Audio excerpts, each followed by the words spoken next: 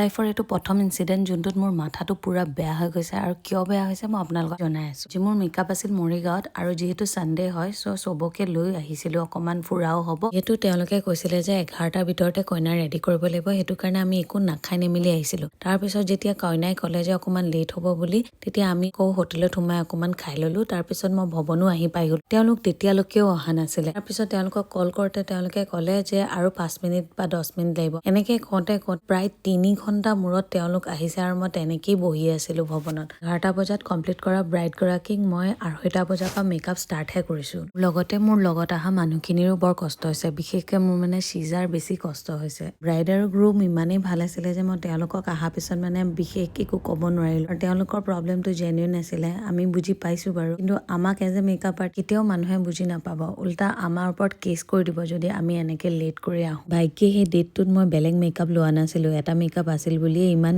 Problem হোৱা নাছিলে, কিন্তু বেলেগ মেকআপ থকা হয় মই তেনেকেই থৈ গুচি আহিব লগা হ'ল হয়। তাৰপিছত মৰিগাঁৱত মোৰ ননদগৰাকী বিয়া আছিলে, তাই তাতে আহিলোঁ। ভিডিঅ' ক্লিপ ল'বলৈ পাহৰি গ'লোঁ। এতিয়া আমি ঘৰ গৈ আছোঁ। Thank you so' much for ৱাচিং। বাই বাই।